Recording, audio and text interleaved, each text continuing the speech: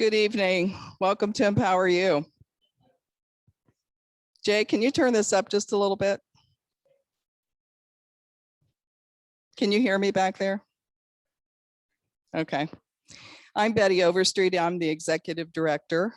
And I first want to introduce our board members that are in the studio tonight. We have Jay Grunke in the back. He's our producer. Bill Roll, our treasurer. Ken Bowman, Barb Horowitz someplace, and Karen Cartier somewhere. I don't think I missed anybody. That's the only ones I saw. We appreciate all our board that our board members do for us. It takes all of us to pull this off. Not one of us can do it by ourselves. Also, Dan really regretted that he could not be here tonight. He's out of town. He really wanted to be here for this class. He wanted to see Mr. Bob Doolin again. And he loves the history classes. So he is online. So Dan, we're glad you're online. I want to thank those of you that have been so generously contributing to our cause, what we do. We don't charge for classes. We do accept donations because that's how we operate, just strictly on donations. We always pass around a bucket at our classes. If you feel like you want to give something, we appreciate that. Those of you that attend online, you can always sign up when you register, whether you're coming to the studio or just going to be online. If you're not comfortable with using PayPal, which a lot of people aren't, you can always go to empoweruohio.org and pick up our physical address and send something in that way.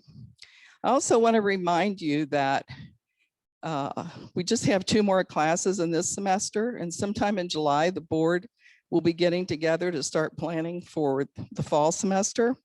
We really like to have your ideas. I mean, there's 9 of us on the board and we come up with lots of stuff, but those of you out there come up with good ideas too. So if you have an idea, send it to info@empoweruohio.org. If you missed last Thursday, Tom DeWeese from the American Policy Center came here from Virginia and he talked about the transformation of America. You've heard about Agenda 21. I think we started hearing about that about 10 years ago. Agenda 2030, the Green New Deal. I know you've all heard of that since AOC got here. And the Great Reset. Tom told us all those things are the same thing. Every time they give it a new name, they give us a little bit more evidence about what they want to do. If you missed that class, I encourage you to go online and watch it. And for those of you that are new to Empower You, all of our classes are posted within 24 hours of the class so that you could watch it at any time. One of the things I remember Tom saying last week was, he mentioned Bill Gates in particular. This was something I didn't know. He said Bill Gates is the largest farm owner in America. And you know, Bill Gates wants to do, he's one of those that wants to do away with cattle. So I imagine that's why he's the largest farm owner. He's going to put cattle ranchers out of business. So they don't want us eating beef anymore. That's one of the things that he talked about, because I don't know if anybody here remembers what he called that, but they want to start making our meat, like synthetic meat, whatever it is they called it. But that's just one of the things that he told us about. So if you're interested, go online and watch that. If you've been tuning into our classes or been in the studio, you've heard Dan talk about critical race theory.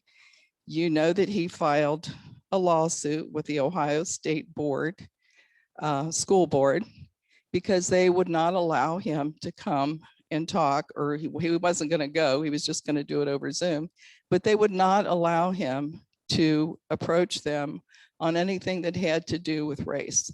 He wanted to talk about critical race theory, which I'm sure all of you have heard that word, but it's things that are being instituted into our public schools. And Dan went on the Ohio State School Board website and read all the stuff they had on there, and he thought, this is really radical stuff that they're going to be teaching our kids. And he wanted to voice his concern about that, but they wouldn't let him. So he filed the lawsuit. That was just last week. So I just wanted to update you on that. He was on Brian Thomas's show for about a 15-minute interview talking about it.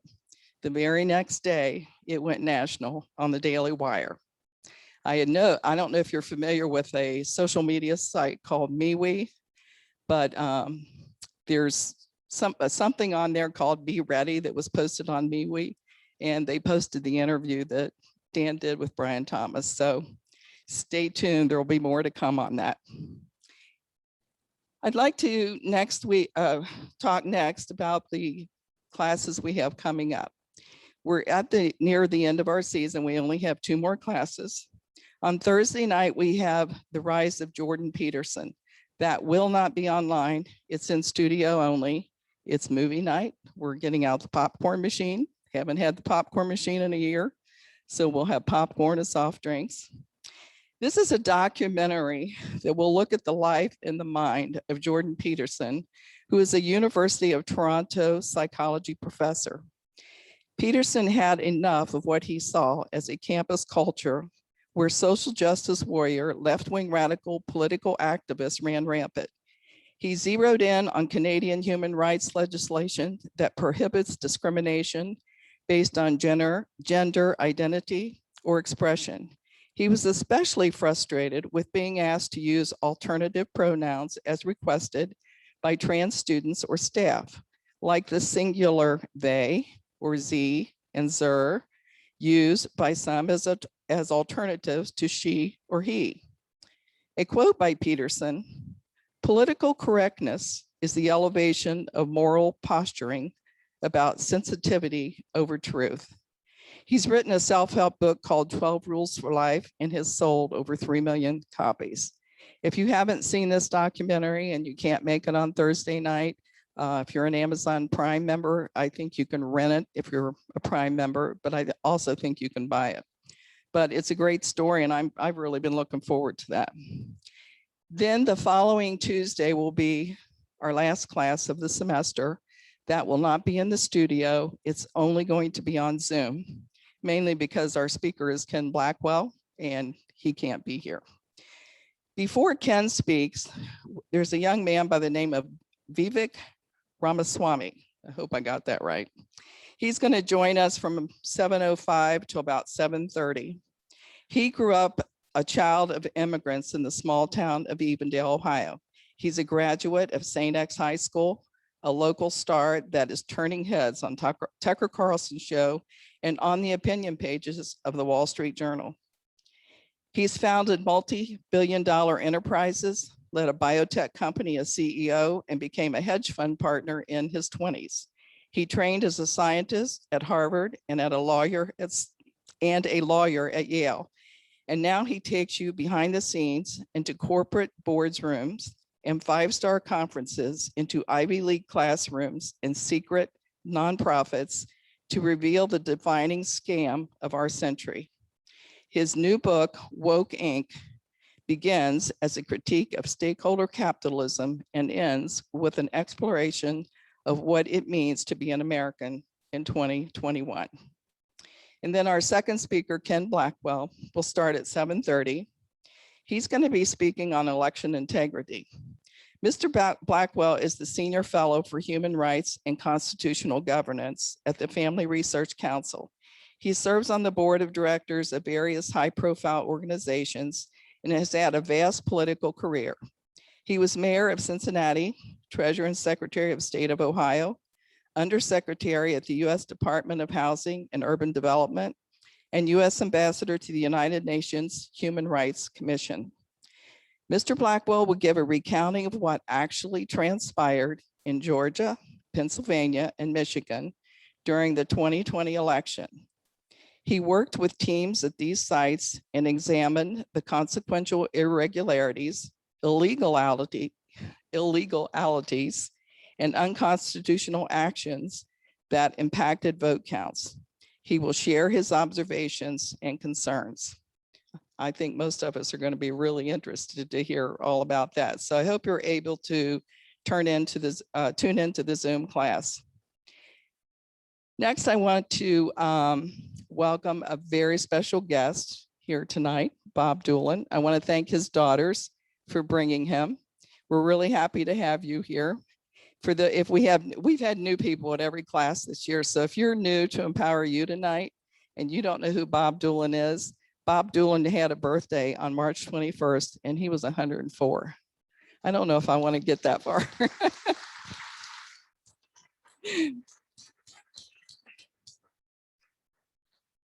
I'd also like to recognize any other veterans that are in the audience. If you would, please stand.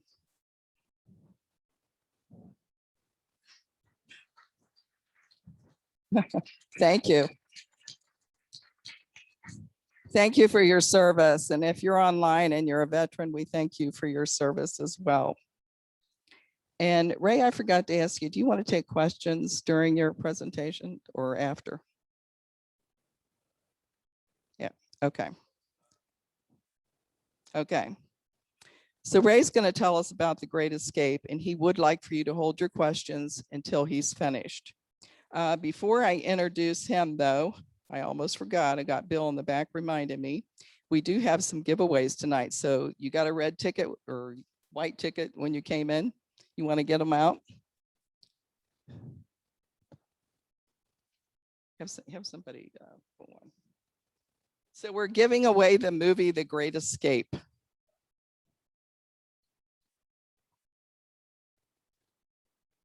Last three numbers on your ticket, 977. Here we go. Wait, we got two more. For online people, we also have a movie for you. If you would just go down to the bottom of your screen to the Q&A and put your name and your email address in there, we'll choose a winner and we will let you know. By the way, for those online, if you have a question after the presentation, you'll go to the same Q&A button and put your question in there. For you, those of you in the studio, when we get ready to take questions, if you'd please raise your hand and wait for me to bring a microphone to you so that everybody can hear your question. We have another giveaway. We actually have two more giveaways tonight. We have the book, The Great Escape. Huh? He was?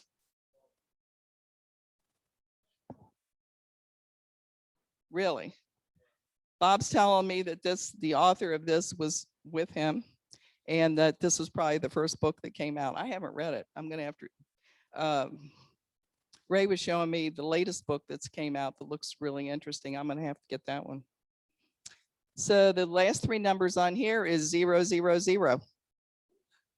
Here we go.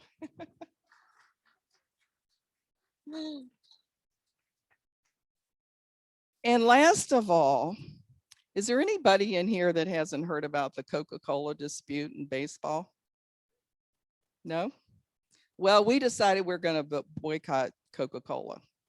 So we're now drinking Pepsi until they can get their head straight. So our next giveaway is going to be a case of Pepsi or Diet Pepsi, your choice. This is to encourage you to drink, break your habit of Coke. 976. Again. You want Pepsi or Diet Pepsi?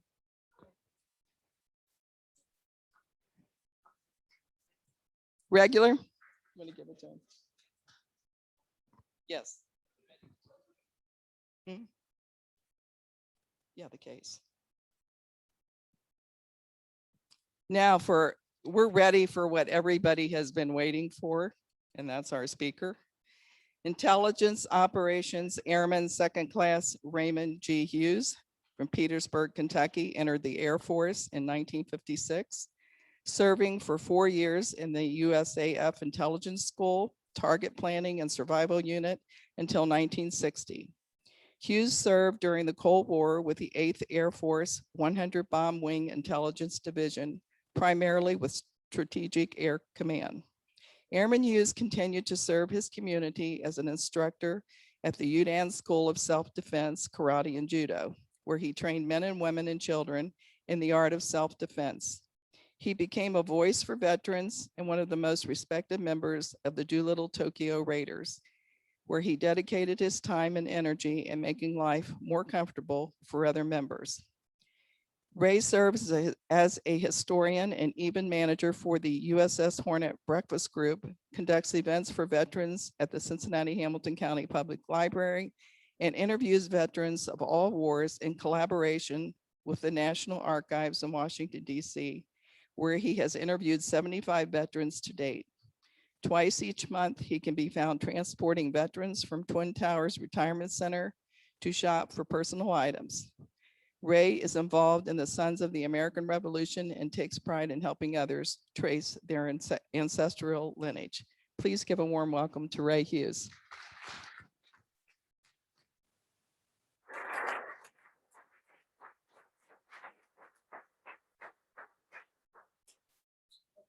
Well, with like everything else, stories get stretched a little bit at each telling. But I was in the Air Force. Tonight's topic is the Great Escape.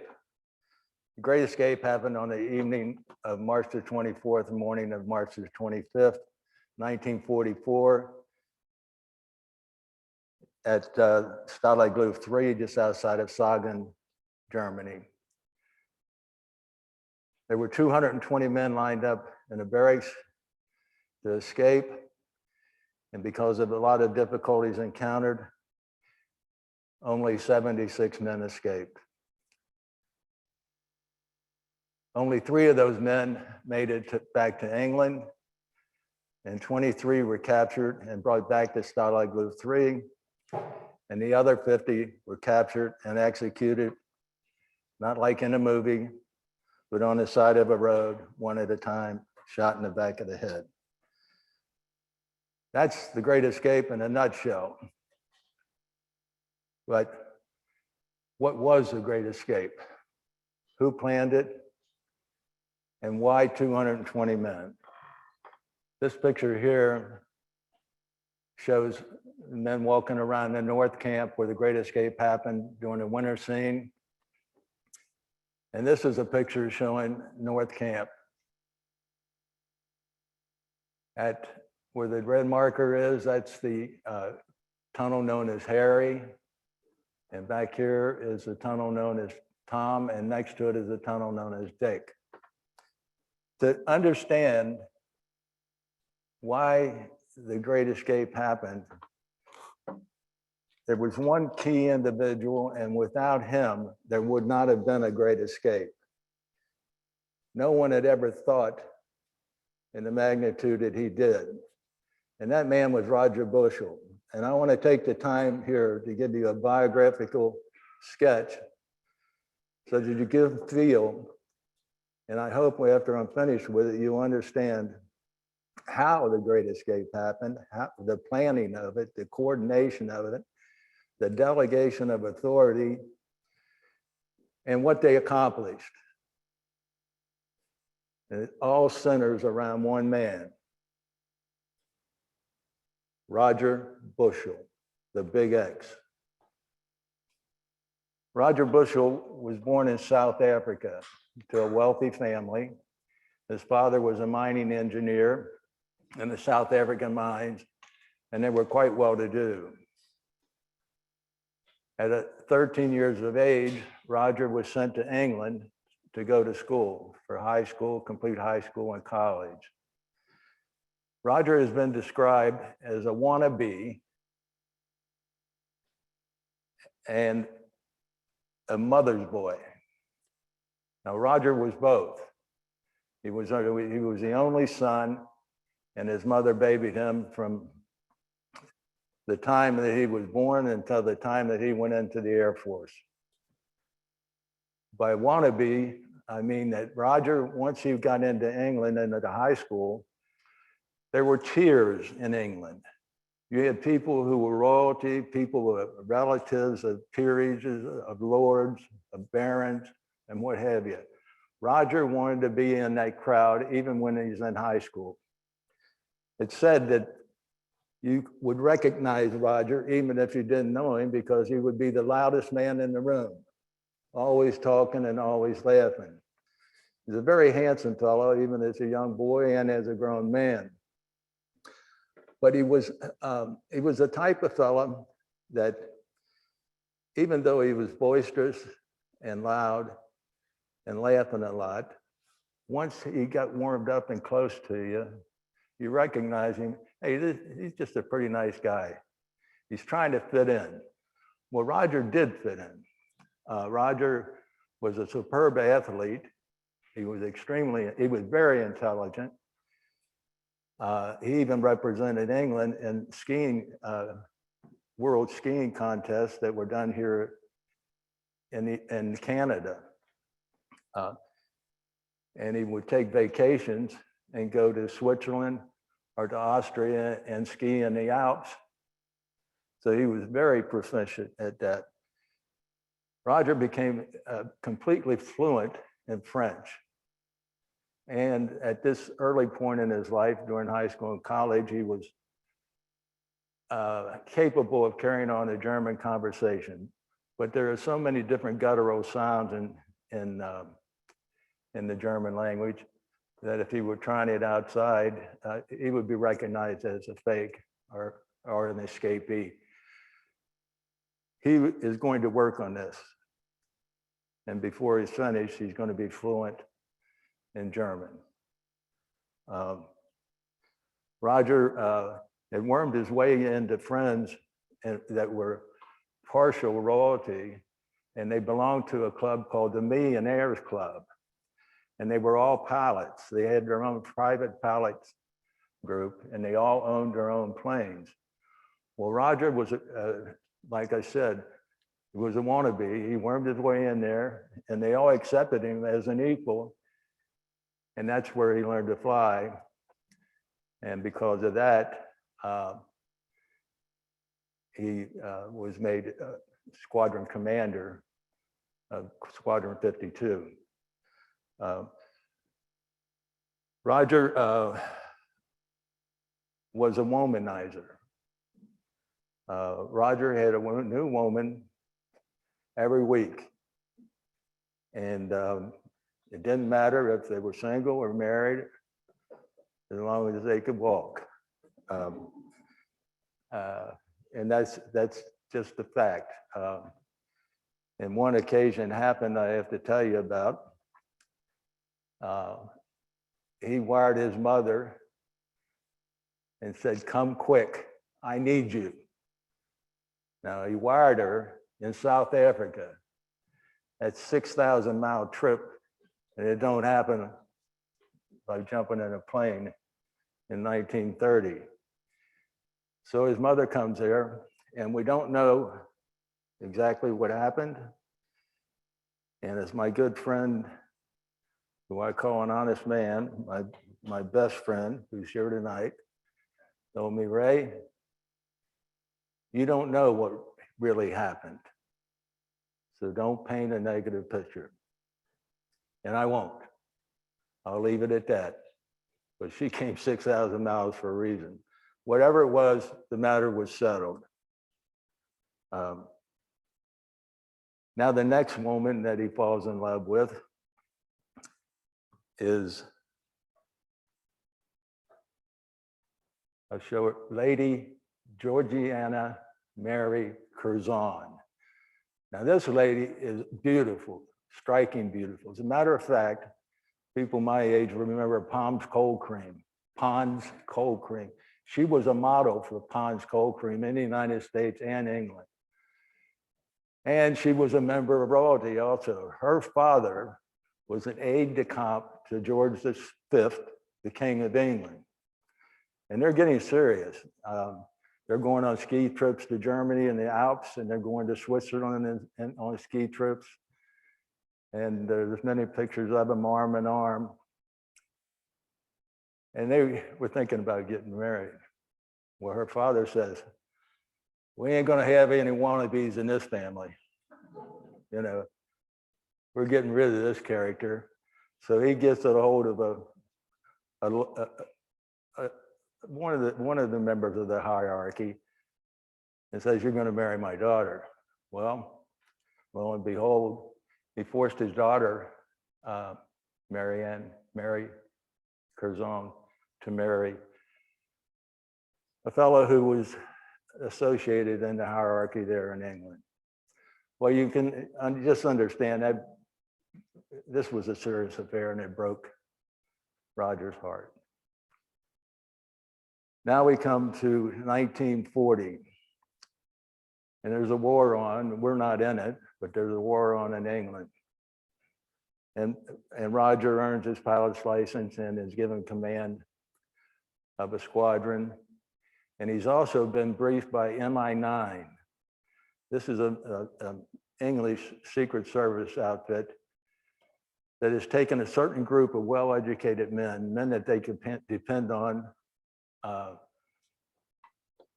and not fall apart once they're captured, to be able to hold their composure, not give away any key information, but in the meantime, extract key information out of the Germans by various and sundry manners. And they would have coded letters that would be sent to Roger from his Aunt Lily. Well, he didn't have an Aunt Lily. So when he knew he got a letter from Aunt Lily, there was a coded message. He would send a letter back to Aunt Lily, and all the mail that came from prisoner of war camp went through MI9, and they knew how to break the code that Roger was sending. That was his training before. So now he's a pilot and he knows he's going to go to war, but he's fallen in love with another wannabe, an absolutely gorgeous woman. Her name is Peggy Hamilton, and we'll hear a lot about Peggy Hamilton when I go on developing the background of Roger and what made him the man he was. He and Peggy decided to get married. They got engaged, and they were going to get married in X number of days or whatever have you. And Roger is sent off on his first combat mission. That was May the 23rd, 1940. Roger was shot down on his first combat mission. He was sent to the interrogation center, and I'm not going to use German words in the talk tonight. It was called Stalag Luft, but it's an interrogation center.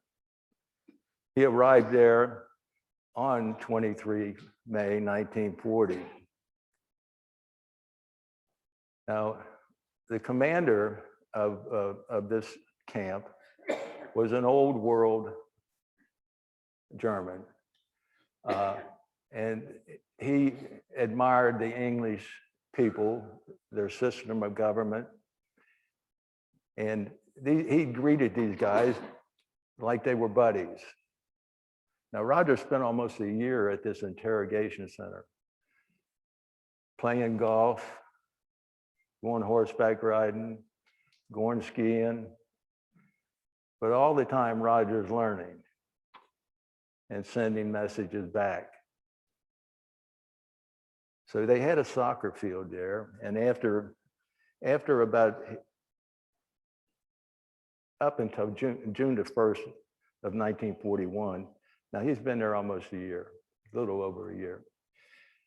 He decides it's time to get out of Dodge and escape. So they have a soccer field.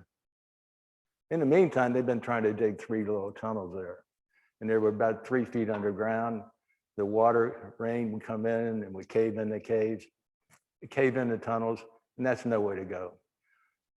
So they got this goat that's living over by the soccer field, and he has a shed. And so Roger sneaks in there while guys are playing soccer, and he digs a little enclave down there in the soil, and it has a platform over it. And his plan is to hide there, covered up with the dung and hay, and at nighttime get out and escape. And one of the guys says, well, what about the smell? And they said, oh, the goat won't mind it. Really did. So that night, on June the 1st of 1941, these dates, I'm following him down. I'm following him down to the Great Escape, guys. Just building character. He escapes. And on the 22nd of June, he is within 70 yards of Switzerland. And a home guard stops him. So he acts like he's the drunk ski instructor. Oh yeah, you know, I just got over the border. I'm just going to go back. And the guard said, no, we're going to go down here to the post. So they went down there. And he had no documents, of course. This is another lesson for Roger. He's learned as he's going along. So they capture Roger on the 22nd of June. He was gone for 21 days.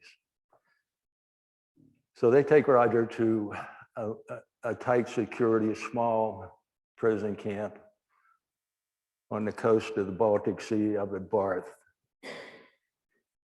Means nothing to you, it's just another prison camp, but more confining, absolutely more confining.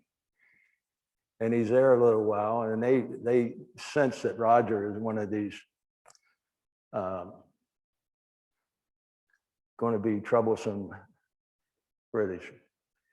So while he's there, he takes up with the Czechoslovakian flyer. You got to realize that in the British Air Force, there were 16 different nationalities flying planes, whether they were Czechoslovakians or from New Zealand, Australia, from the United States.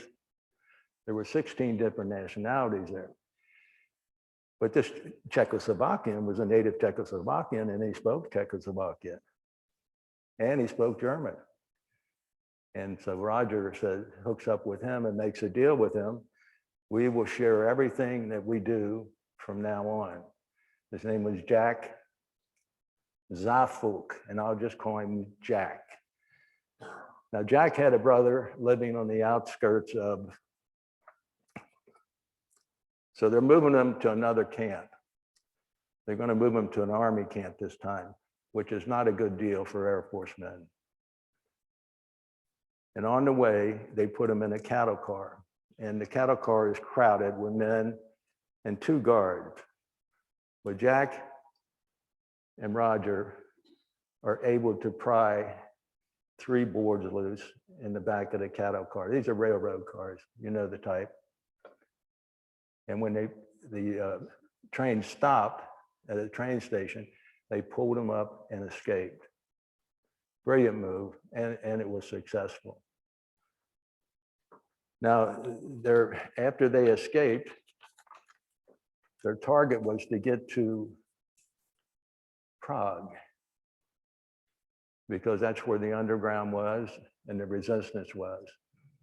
Jack, his partner, his brother, lived on the outskirts of Prague. So the first thing they did was go to his home, and they gave him civilian clothes and fed him, stayed there for a couple of days, and they didn't want to risk it any longer. So they said, we've got to get you out of here and get you into Prague, into a safe house. So Roger and Jack are taken into a family's home, the Blazna, Zeithammerlofa and family. From now on, I will just refer to it as Blazna. Now, I want to tell you something. That's a movie star girl there, about 5'6", green blue eyes, blonde hair, articulate, educated, and a member working with the underground and the resistance. The whole family is, by the way. And Roger and Jack are living in their apartment. Now, they arrived at that apartment on November the 1st, 1941.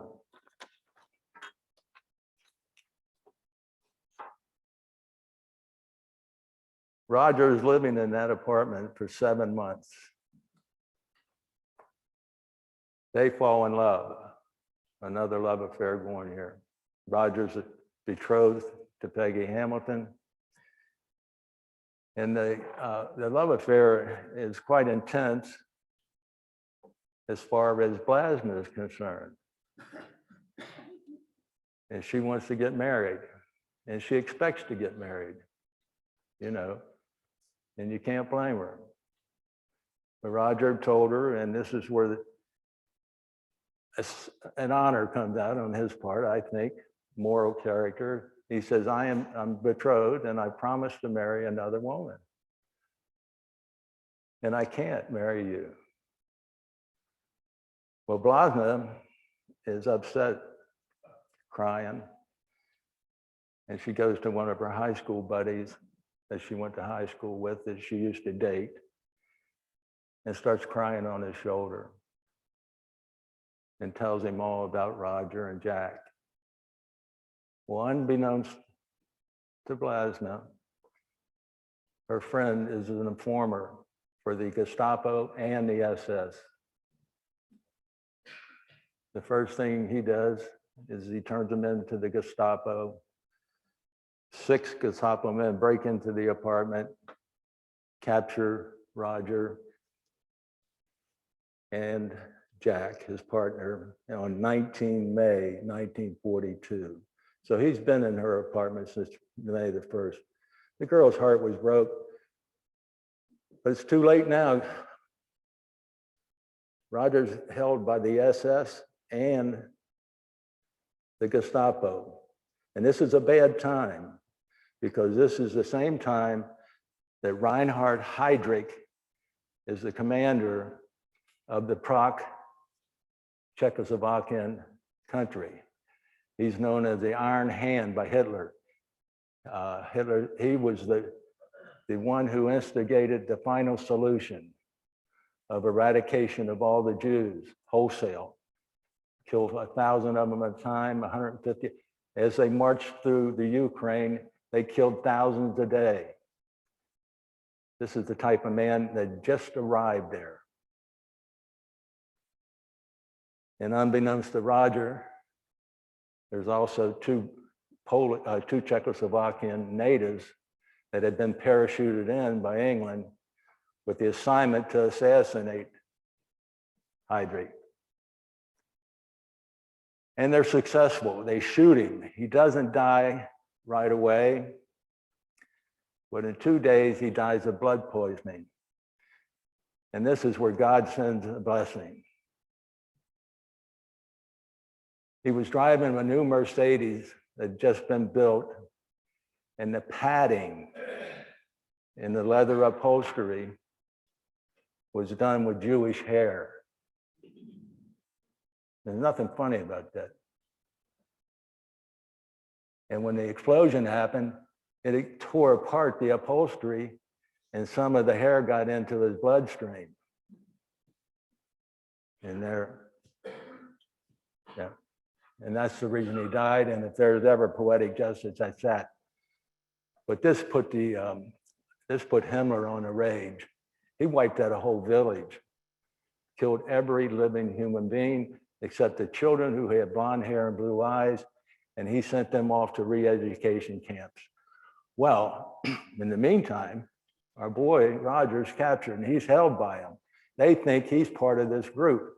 They're interrogating him, they're torturing him. They've taken Jack in a separate room. They're interrogating him and torturing him. And bear in mind, this was May. He went through this all the way to September. That in itself is May, June, July, August. That's 5 months of constant bullying and interrogation. And he's hearing people executed outside at firing squads with the bolt action rifles. Bang, bang. And one of them he heard was on 30 June 1942, 45 days since he was captured, is the SS lined the whole family up and executed him. Blasna and our family. You can just imagine what's happened to Roger Bushell. He's escaped twice. He's put up with this horrible, horrible atrocities being committed. And let me tell you something, if there was ever a man who hated every German walking the face of the earth, it's Roger, and he's going to get even. So after interrogating him until the September the 1st, the Gestapo pulls him aside and said, next time we catch you, we're shooting you. We're going to kill you. So he knows. So they send him to Stalag Luft III. Now, I want to tell you about Stalag Luft III. Stalag Luft III was built as an escape-proof Air Force prison camp. It was built out in the middle of nowhere on sandy soil, which you couldn't dig a tunnel in. They had seismographs that they went around. They could tell if somebody was digging. They had long poles that they could stick in the ground, tell if somebody was digging. And when you're digging in the sand underneath is a different color than the top sand. The top sand is brown. The sand coming from the bottom is yellow. What the? So he pulls. Now I want to. So Roger takes over, and he becomes the big X. Now Roger lays out a plan. And Roger was an accomplished lawyer. I forgot to tell you that. And he was a brilliant man. He built a corporation chart with the big X as the chief executive officer. Boom, down here, forgery with the head, clothing with the head, mapping with the head, tunneling with the head, intelligence with the head. Under those men, they might have 13 or 14 assistants, but they didn't report to him. They reported to their boss, and he reported to Roger. It was run just like a corporation. And the boldest thing about this is there had been escapes before, and there might have been one or two successful tunnel escapes, but no one had ever come up with, we're going to dig 3 tunnels at one time, and we're going to have 250 men escape. We are going to completely confuse, compound, conflict, disrupt the entire German population, civilian, military, everyone, with 250 men scattered throughout. That was his plan. Nobody had ever thought about anything of this nature. Now, and the reason for 3 tunnels was they figured they're going to find one and they'll never think there's another one. Well, we'll see how that works out as we move along here. So he assigns different people to different departments. He assigned fellows to make clothing, and he had to make 300 civilian clothes. And he would take your regular uniforms, and he would recut them, restyle them, make a wide collar up here, make them narrow collar, make them a 3-button, make them a 2-button, make them with collars, without collars. And he made at least 300 different uniforms. Business suits had to be for the first 30 that were going to escape. There was a priority of how they went out. They had to have compasses, and they would take old bake-like records and crack them, and then cut them with the scissors and meld them and remold them into a form of a round compass.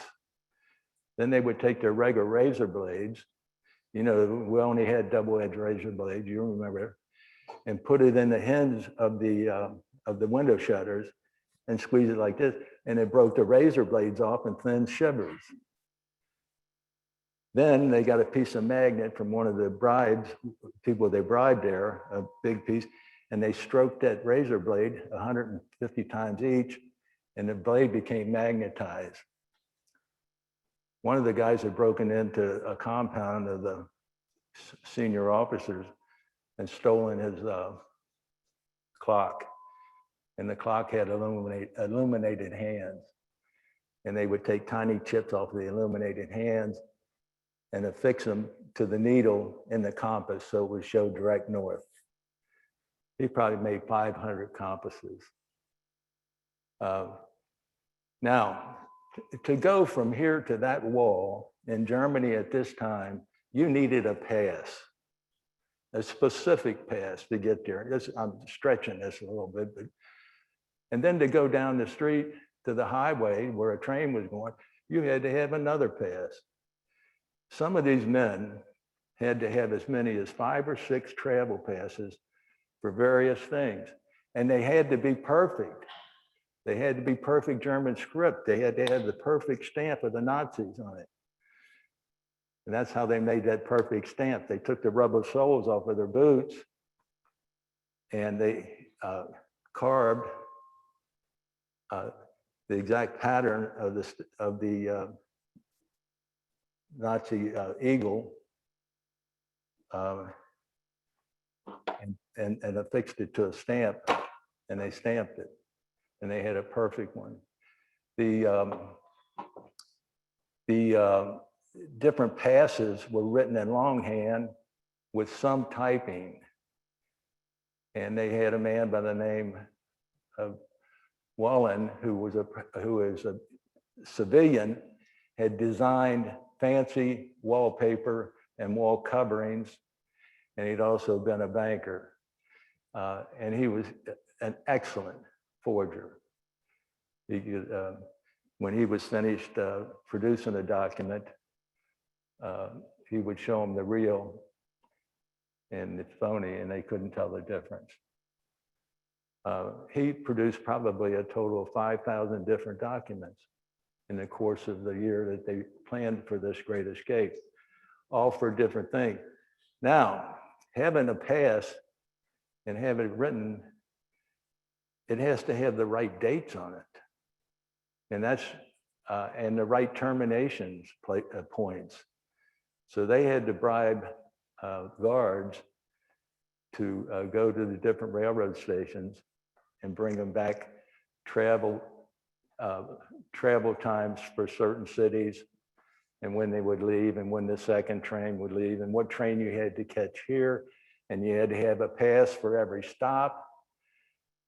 And they would bring back, these guards that they bribed would go home and have their wives type out these orders and stencil them for them, and they would bring them back. They even had a guard that they paid him, all expenses paid, to go to Paris and come back with who to contact there in the underground and how to get a hold of them, plus maps, plus train schedules, and everything else. This was all because Roger is thinking, you've got one job. I want you to come back home with that job to me. Whether it's the maps, whether it's the compasses, whether it's the uniforms. And then we come to Wally Fletty, the tunnel king. Wally Fletty had been a tunneler in Canada before the war. And everybody assumed he was an engineer, and he didn't tell them any different, but he went on designing the tunnels. Now here's the key about these tunnels in Stalag Luft III. They went down 30 feet, 24 inches square, down 30 feet, in a big open space down there for storing things and eventually putting the oxygen pumping machine in there. And the tunnel itself was 24 inches square. Now, these guys were bigger than me. Davy Jones, who I know personally because he was a Doolittle Raider, was a man Mountain Dean. But he was one of the chief tunnel diggers, an American. And he was down there working, and they're gonna have to excuse my language on this one. I flew to San Antonio, Texas, because there was an American tunnel digger living there, Buck Ingram. And when I met Buck, 98 years old, tunnel digger, he looked like I wouldn't have fought him today, even in my 20s. He just looked like he could knock the hell out of you, nose pushed in, you know. But a fine guy, an officer, lieutenant colonel. But I made the mistake of asking him, did you know Davy Jones? And he said, did I know Davy Jones? He said, Davy Jones are asshole buddies. And he says, and I mean real asshole buddies. Because they, many times, were digging in the nude. And Davy's in front, and Buck's right back here. and that's how, let me tell you something. This is no exaggeration. That's exactly how those tunnels were dug, 330 feet, 30 feet down. They didn't have to worry about the seismographs. They didn't have to worry about somebody sticking the hole in the ground, but they weren't going to go down 30 feet. Now, these guys lived through hell doing this before they got lights, because they were living on oxygen produced by burning fat. They would get margarine from the Red Cross, melt it, get the fat residue, stick a wick in it. And after a while, and the air down there was terrible to begin with. You know, it was damp and stinky. The sand had a terrible smell to it, which is another story, how they got rid of this smell. But these guys went through hell. And bear in mind, now they got ships. I can tell you that Davy Jones, Buck Ingram, Ed Tovray are three Americans that dug in all three tunnels.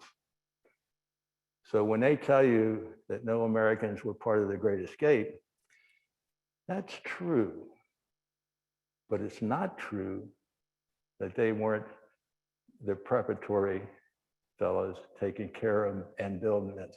They had as much a part of that. What happened was around,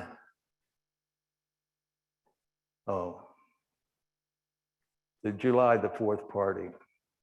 In the movie, The Great Escape, the July the 4th party is absolutely true, except it wasn't vodka. It was made from prunes and raisins and something white that a Polish man threw in there, and one other little berry of some sort. And they didn't know what it was, but they just left it in there.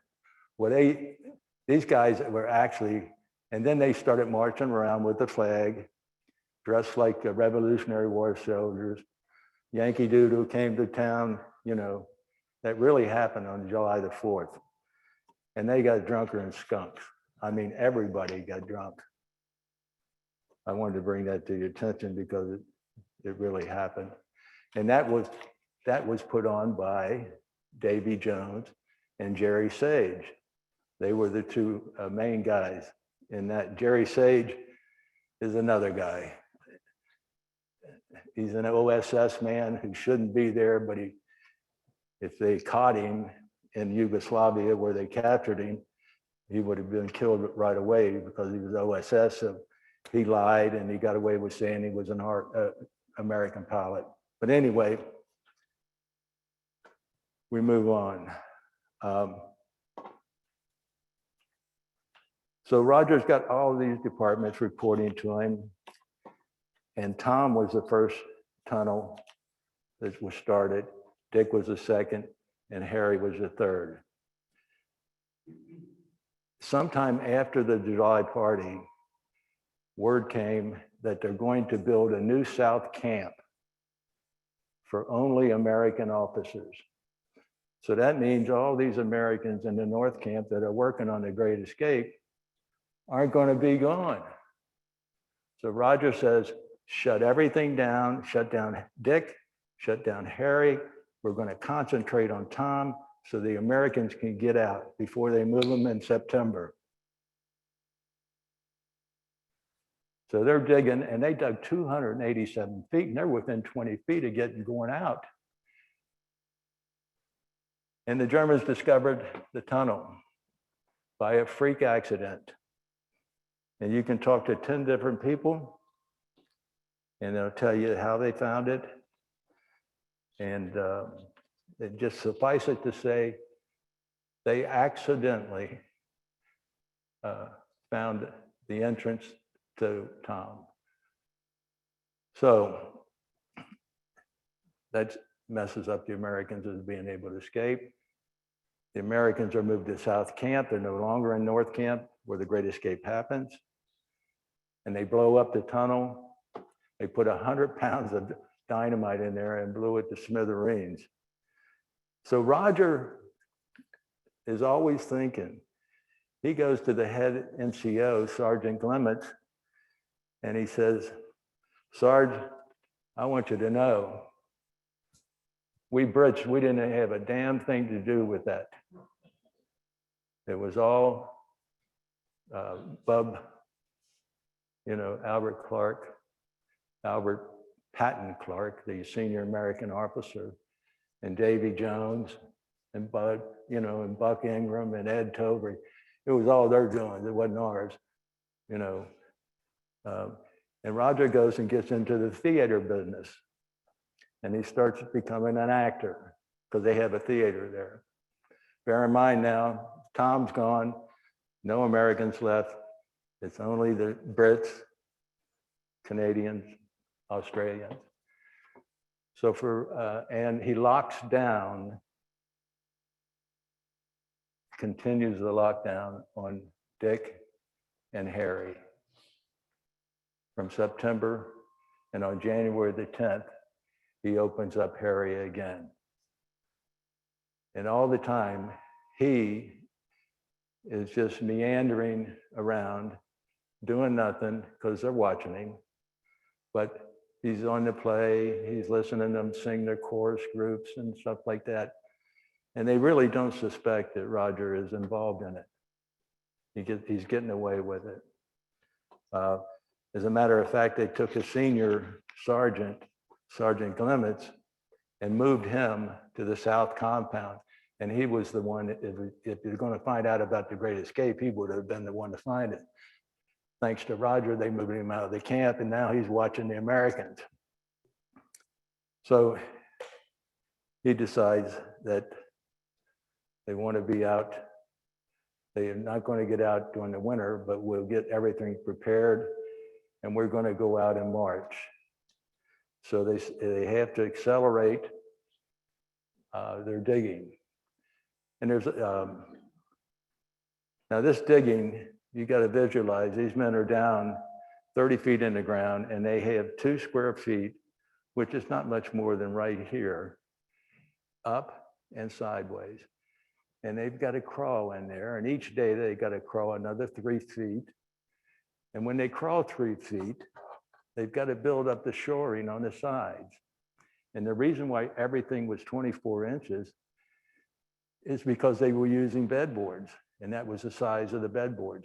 They used 4,000 bedboards. Imagine going to your bed one night and you climb in and you go all the way down because you don't have any bedboards. That happened. But they found ways to make rope out of string. And, yeah, rope. You want up here? You want up here? No, I'm just kidding. But they found a way to handle that situation. When they built those in there, every 2 feet, they had to take and pack sand in on the sides and on the tops so that they would shore it up and pack it up so it was tight so it wouldn't cave in on them. And they also, here's an ingenious thing that they did. In those days, we had powdered milk. We still had it when I was a kid. It was only 10 cents a can. Tasted like terrible.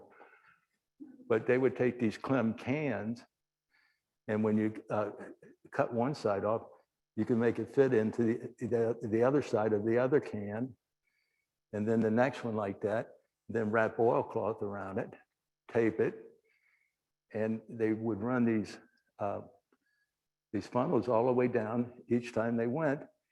And back here at the very beginning, they had a bellows that they had built out of they call them kits. They were our old duffel bags that we used to carry around.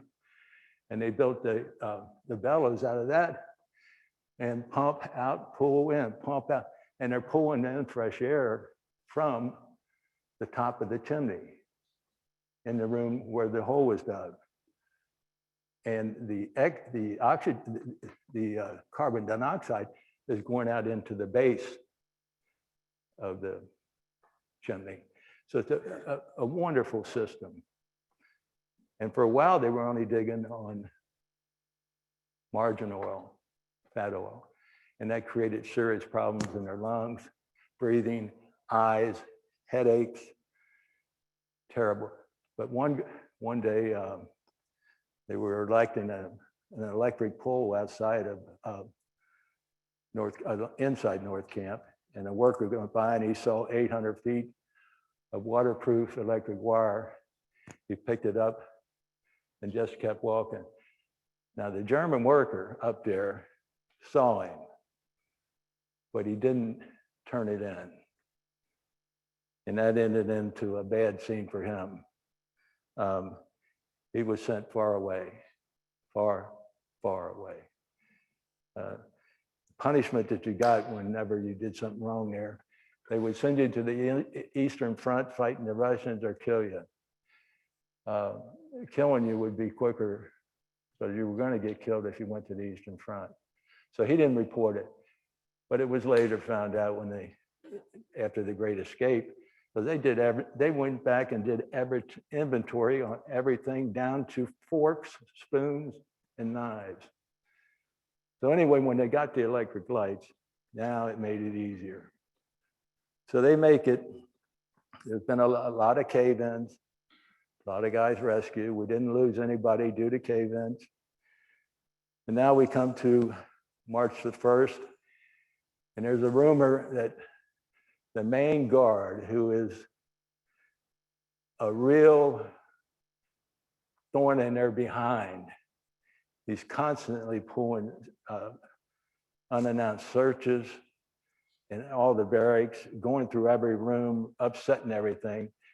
They get from one of their bribed guards, a rubberneck is going on vacation March the 1st. He'd be gone for 14 days. March the 1st, 1944. Roger hears that and he says, the next dark night is the evening of March 24th, 25th. He says, I want this tunnel finished by March 24th, 25th. I don't care what you have to do, how many shifts you put down there. It has to be completed. So they start digging and digging and digging and digging. And Rubberneck gets back on the 15th. Now the trap in the tunnel is coming out of Barracks 104.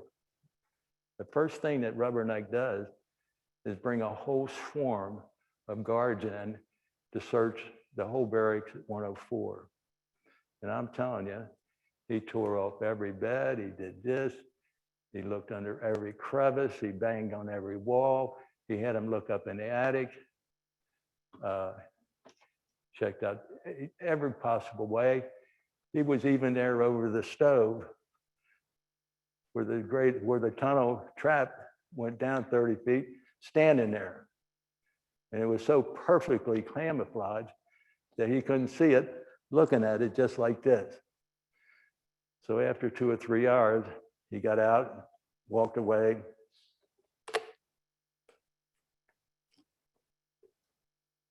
And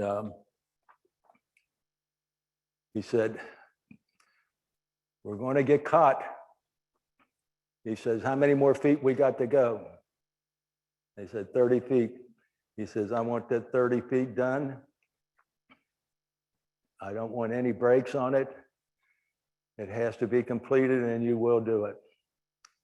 So Wally Floody and his crew got in there and they stayed 2-man shifts, 4 hours, 2-man shifts, 4 hours, no taking breaks. And they get there and they're at their 330 feet. And March the 24th comes,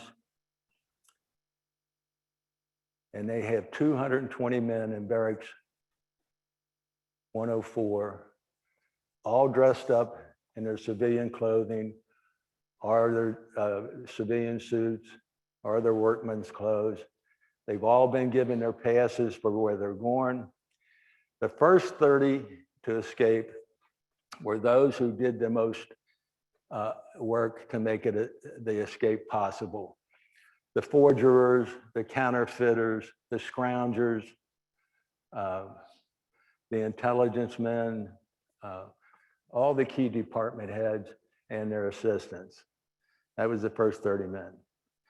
The next 30 men were the guys who did most of the digging and the hard work. So the first 60 men, and then from there, they called them hard arsers. Hard arsers meaning they're just going to get out there and they're going to scatter and create havoc. Do anything you can to disrupt the Germans and get away as long as you can. But it was known for a fact they'd be captured. The hope was that first 30, who I forgot to tell you, were bilingual or had a bilingual person with them. And so March the 30th happened, and they're supposed to be getting out at 9 o'clock at night. And they got to dig straight up. And it turns out they went down 30, but when they were digging up, it was only 24 feet. So somewhere along the line, somebody was, I forgot to mention that, a guy who was left-handed would be veering one way, and a guy who was right-handed would be veering another way. So there were a lot of this in that tunnel. It was not like you see on that diagram or in the movies, a straight. And it was 20 foot higher. I mean, 10 feet higher when they got up there to the end. So they had to build a platform there, dig straight up, 24 inches still, and open that up. And the winter had frozen at exit, and they had a hell of a time getting it loose. They were supposed to get out at 9 o'clock. They didn't get free to get out until 10 o'clock. Now, we're already behind 50 men right there. So in the meantime, they had a bombing raid, and the lights had to go out, and nobody could move. In the meantime, they had 2 cave-ins. And with every 20 men, there was a key man with them, a tunnel digger. So if something did happen, they had somebody there with some sense that wasn't going to panic and go crazy and call for mama. So they were able to correct those mistakes. And so they started getting out at about 10 o'clock. And they had to set up a system. They just couldn't, they were not in the woods too, I forgot to tell you. They were 30 feet short. So they had to get out, travel 30 feet to get behind the trees. And they set up a rope system where 2 tugs meant it's okay to come out of the hole and take off running, 2 tugs take out. So to make a long story short, they had 76 men out when one of the German guards just happened to be walking like this, and the hole's right here. He don't even know it's there. And the guy sticks his head up, and the guard is scared to death, and he cocks his rifle and he fires it. You know, he didn't know what the hell to do either. So that was the end of it. 76 men had gotten out. We know the story, and I'll repeat it to you again. 3 of the men were able to make it back. 2 went to Stettin on the Baltic Sea and got on board a cargo ship and went to Sweden. And from Sweden, they got to England. And van der Stock went to France, got with French Underground. They connected him to the Underground to get him through Spain, to Gibraltar, and then eventually back to England. So 3 men made it. The rest of them were all captured. 23 of them were sent back to various camps, some back to Stalag Luft III, some to other prison camps.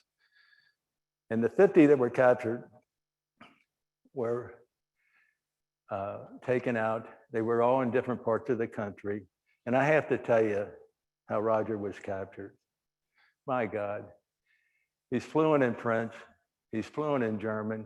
He's with a French citizen, Bernard Scheidhauer, as his escape partner. And they'd all been to school. Don't mess up and speak English.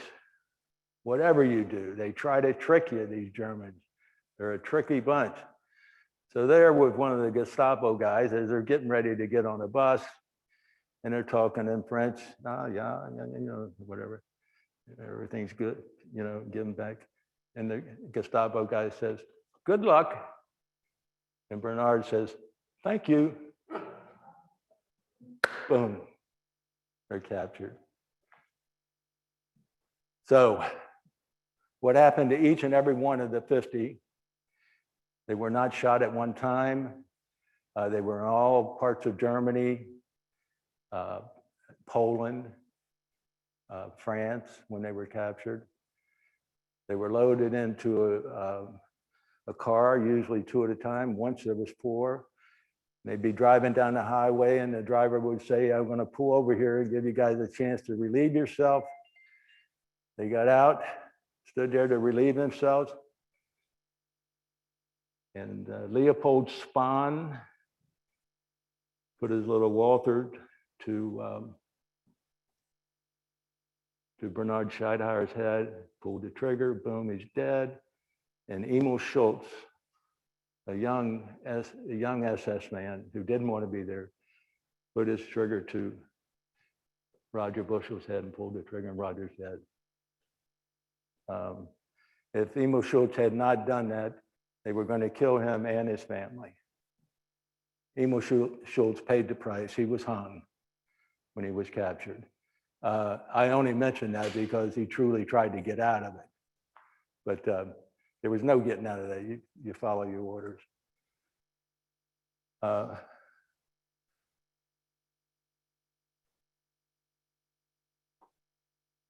There would have been no great escape without Roger Bushell planning all this. Roger Bushell considered it the duty of every prisoner to escape, harass, and confound the enemy. Roger Bushell said that your lives are worth no more than an infantryman in battle in the front lines. And I won't treat you any different. It's your duty to escape, and that's what I expect. Roger accomplished his goal. It didn't end the way he wanted it. There are estimates that over 100,000 Germans of all ranks were combing every bus station, every railroad station, every empty building, every hotel, every port along the Baltic Sea, all the territories between Austria and Switzerland, Germany and France. Hitler was so infuriated, he went into one of his rages and wanted to kill them all, shoot everyone. But they were able to get him to compromise, what a word, and only kill 50, only execute 50. Immediately after execution, they cremated them at the local crematory. And we were able to find out where they were afterwards. The investigation went on, and we hunted down every damn one of them, every damn one of the executioners. And 13 of them were hung, and the rest were sentenced to various sentences, 10 to life.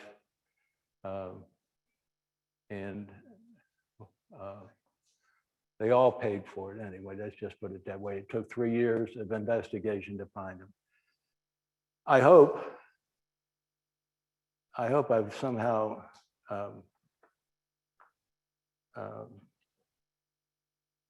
taught you a little bit about what the Great Escape was.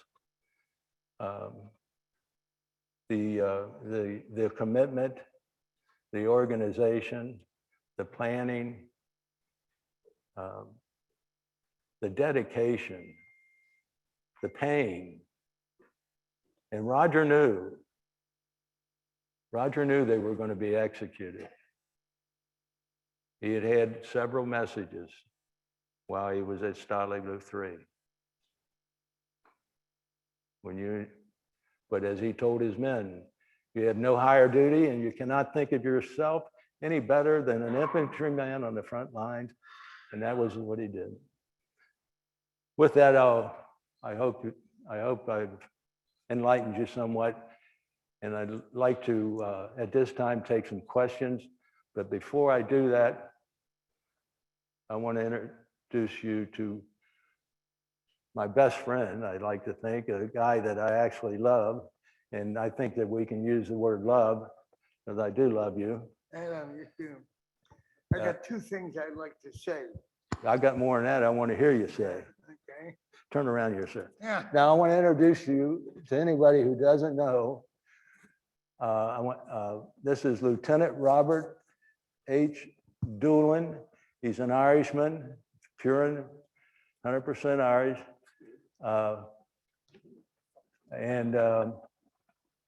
Bob was a navigator on a B-17. Oh, thank you. He was shot down on August the 12th, 1943, just over the border from Germany in a little town called Venlo. His plane was hit and they had to crash land because for a number of reasons, but one, they didn't have enough fuel to make it back to England. They were in such dire straits, as a matter of fact. His men are wounded and some mortally. One guy was hit so bad that flying over Cologne, they knew they weren't going to get back to England in time to save his life. So they kicked him out of the plane with a parachute, hoping that he would land and a German doctor would save his life. He landed on the front steps of the cathedral in Cologne. So Bob, He survived, but he's dead now. But anyway, this is Lieutenant Bob Doolin. He was at Stalag Luft III. I knew Vanderstock, the Dutch pilot, and well, got to think where I was going to. Oh, he was the first man out. He was actually in the railroad station before the alarm back at the camp, and there's a woman there, and she said to him, "Oh, there's an escape. There's a prison camp over there." He said, "Oh my goodness!" But he was on a train then, before there was much of an alarm. And Wally Floody, I knew him, the Canadian engineer. He was digging one time, and it collapsed.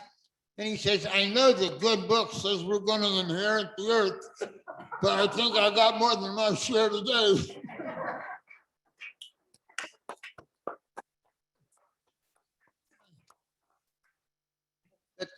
Those people were bigger than life. I mean, you can talk all day about them. But, at Moosburg, you have a honey cart. And that's a guy with a horse and wagon that drains the excrement out of the outhouse. And he would go through the camp. And we had gardens by that time and very little fertilizer. But these two majors are competing for the products coming out of this horse that pulls the cart. And they actually found out, one of them, that as long as the horse is going straight, all the horse does is explode gas. But if the driver makes the horse turn, there's excrement coming out. And they would scoop that up to fertilize the garden. These men, and as far as the hard answers, they were not expected to get out. I mean, they were sacrificed. There was no question. But these were remarkable people. He knew some of them better than I did after the war.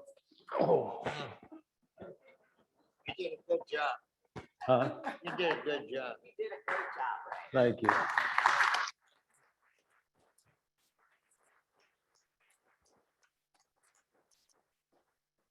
You know, a funny thing happened on the way to the bank today. I was telling my friend Dennis Cohn how to introduce Bob Dylan. And it come to my mind, you know, Bob is a good man. Bob's an honest man. And I wasn't thinking about World War II. I was thinking about Bob Dylan. And all of a sudden, and I know this is going to be corny for you, but Diogenes come to my mind. That's a fellow we had to study when I was in prep school.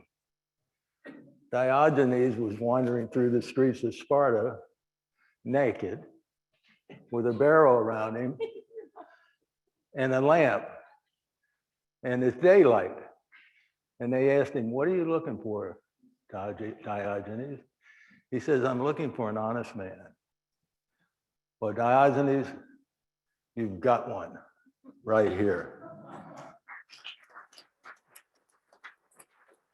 I Came over to this country and became a doctor after the war. Who did? Yeah, Vanderstock. The Vanderstock did, yeah. Yeah, am I, you know, you can put me like this. Huh? Can I use that? Yes, you can. We're not done already. No. You know, I want to say, and I'd like to do this too, because darn if every time Bob and I are together, whether it's in this apartment or a restaurant or talking over some veterans thing, or I had it easy, I had it easy. I want to tell you how easy Bob Dylan had it, and bear with me. Bob Dylan is a navigator on a V-17. They were shot up over Germany. He was hit with flak. He's still carrying some. And some in the crew were critically injured. One guy, as I told you before, had to be kicked out of the plane. And the rear turret gunner was in shock. And they had to crash land. While they're going down, there's an ME-109 on this wing and an ME-109 on this other wing, flying alongside of it. Those guys could have backed off and shot the hell out of them if they wanted to, but they didn't. Bob wants to tell you he had it lucky. He came within this close again. When they crash landed, they got out of the planes, and 4 went south, 4 went north, and those fighter pilots could have strafed them, but they didn't. And Bob wants to tell me I had it easy. Bob, God's with you. You were lucky. These are all events that you're like, but the irony is this. Those 2 fighter pilots go back and following on the next April the 24th of 1944, Schweiger, Lieutenant Schweiger was shot down by a P-51. He landed, he got out and started running, and the P-51 man strafed him. You know, you get the poetic justice there. He could have strafed Bob, and he didn't, and he dies being strafed. Ray, you want to start taking some questions? Yes. Well, yeah. Anyway, Bob's life goes on just like that. He was in harm's way the whole time. But listen to this, though. The Germans allowed us to have a theater. We could actually put on plays. They allowed us to have libraries. I was a librarian in the center camp. They allowed us to clear a field for soccer and baseball. The YMCA sent us baseballs and soccer balls. These are things that a prisoner in the Far East would have said, "Hell, you weren't in a prison camp, you were in a country club." And that's what I mean. Questions? Did they treat the, Just a second. did they treat the Air Force prisoners differently than they did the ground pounders? Did they treat the Air Force prisoners differently than they did the Army guys? I would say yes.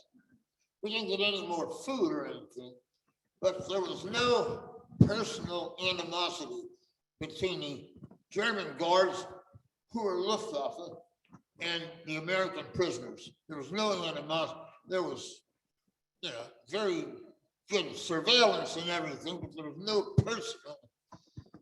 We had some guards that were stupid. We had guards that were devious, but yeah. How was it that the tunnel came out 30 feet short of the woods? Having trouble here. That happened. You have a natural tendency when you're digging. These guys did not have transits. They didn't have any equipment for for making things level. What they did is they used a string, but that string wasn't foolproof. And as I told you before, the guys that were left-handed veered one way, and the guys that were right-handed veered one way, and that created a wave, so to speak.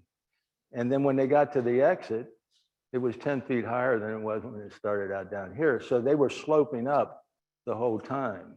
Eventually, the conditions were so bad down there with it. He actually stole a big roll of wire from construction somewhere, and we could actually illuminate electric light in the tunnel. So it wasn't digging in the All right. dark. All right. Yeah. We have a question back here. Yes. Thank you, Ray. What a talk. This should be on History Channel or CPN or whatever it is on the history thing on the weekend. This is great. My question is, you mentioned that there was a different type of sand down below deep. How did they disguise that, and how did they dispose of all the sand that they brought up? Okay. A guy by the name of Fanshaw come up with the first thing. He had two long sacks with a nail and curled up with a nail in it. And he could pull that out, and as they walked, it would fall.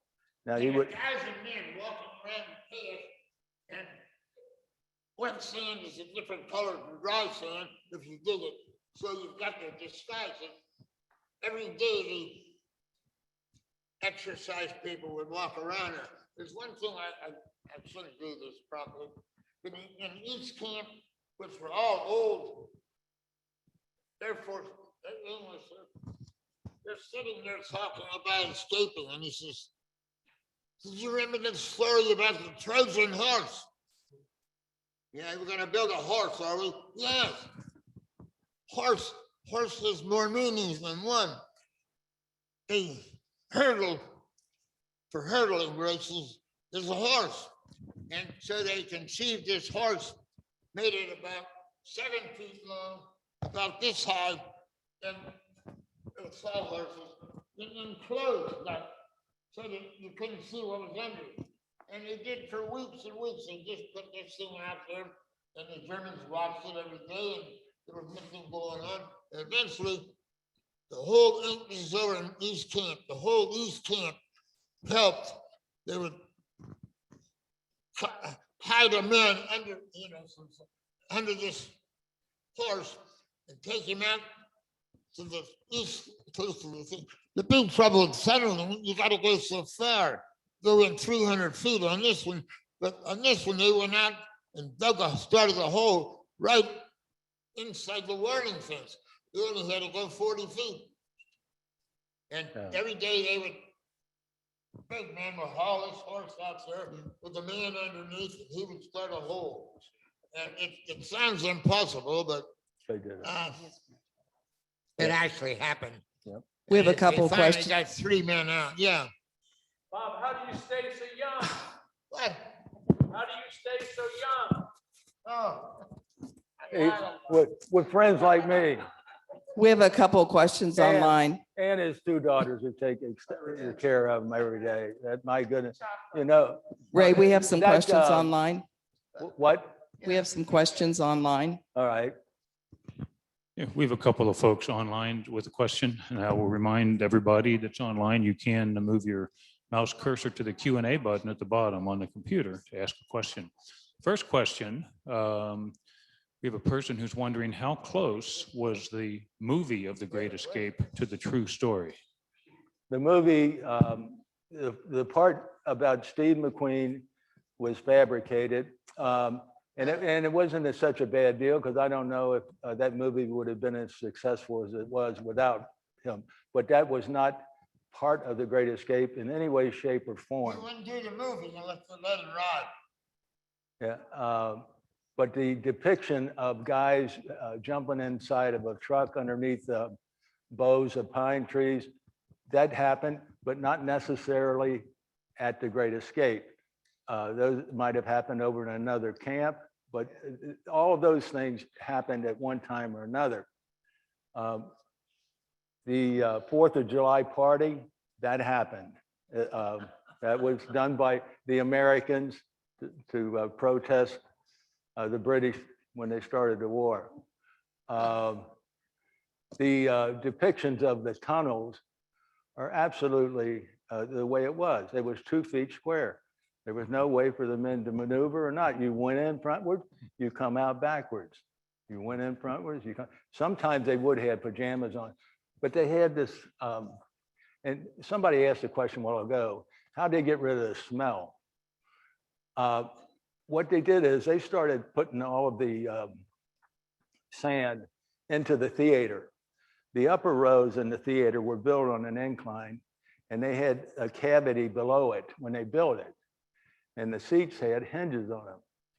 And they were burying the sand there. Well, it gave off a stench. You know what, sometimes any of you guys live in this country, you dig down, that soil has a different smell, and the sand had a real stench to it.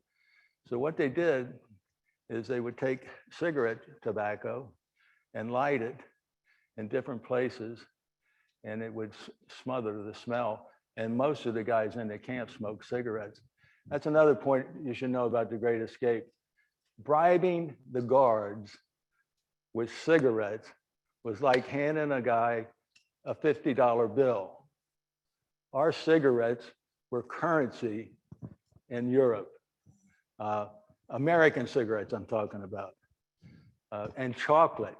You could bribe him, a guard, you know, and they're thinking, you know, this poor guard, these are guys that are privates, they're not well educated, and they're tickled to death to be at Stalag Luft III instead of on the Eastern Front. And jelly for his kids. Yes. I mean, yes. chocolate and jelly for his Yeah. children. And so once, and here's what happened in one case. They had this guy, and we'll call him Herman. Herman was coming in and he was getting addicted to chocolate, taking home some, you know, on a monthly leave when he got it to his kids, or some sugar, or cream, or tea. Coffee and cigarettes a big deal though. Anyway, after about the 3rd month, the scrounger says, oh, Hans, I'm in trouble. You got to help me. Everybody thinks I'm using all this candy for myself and all this coffee for myself. Would you sign this receipt for me showing that I gave it to you? Oh, sure. I'd be glad. He signed. Well, he's in his pocket forever from now on. Because if he don't do what I tell you to do from now on, I'm turning this receipt into the commandant, and you're going to the Eastern Front. So they bribed a lot of them that way. I mean, he was in their pocket from then on. We have one more question from, this says it's from Tommy on the West Coast. Is that somebody you might know? Yes, it is. That's my grandson. The question is, what can the younger generation learn about humanity and sacrifice from the story of The Great Escape? I tell you, when you have great men like Tom Griffin, Dick Cole, Bob Doolin, who are survivors of that war and came home with no bitterness, no rancor, were only proud of one thing, that they had won the war and defeated Nazism and came home to live like true Americans and have lived that type of life ever since. Not involved in all the crimes and negativeness about our society. but it produced a whole generation of successful men who were able to go to school under the GI Bill and get degrees free and enter into any walks of life they wanted.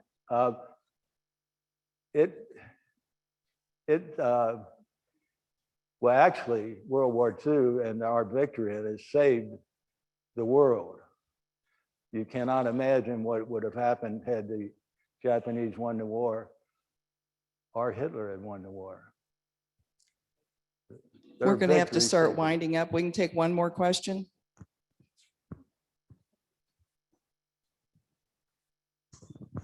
Being an attorney, I'm wondering how they tracked down the people that shot those 50 captives. I didn't know we were letting attorneys in here. Pardon me?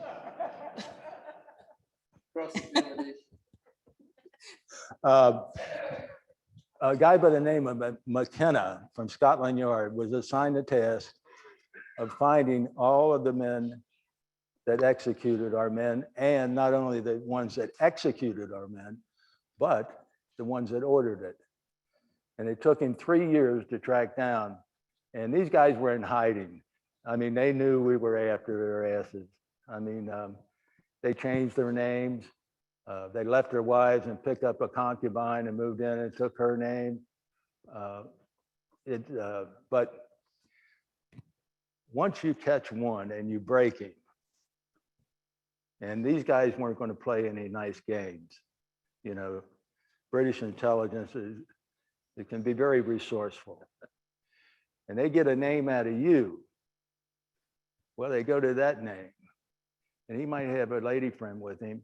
Oh yeah, I know where he is. He went out with Margarita. And each one, that way they tracked them down with just good old fashioned detective work. I have a book outlining that whole thing. Yeah, They just never did give up. yeah. And I might add, I know we got to get out of here, but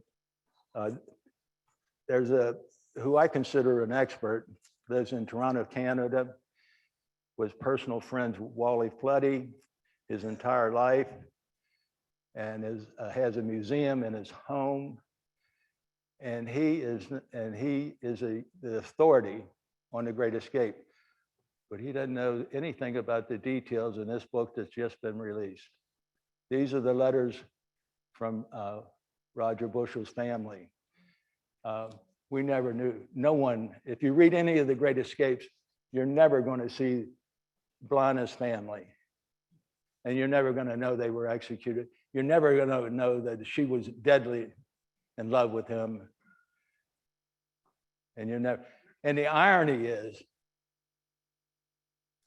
when he arrived back at went to Stalag Luft III, he gets a letter, Peggy Hamilton, the woman he was going to marry, that he had all his pay transferred to, and had a big diamond from South Africa sent to her to have mounted. Got married to a lord, and she was now Lady Marguerite Peggy Hamilton. I mean, this guy went through hell. Let's, are you finished, Ray? Yes. Okay. Let's give Ray.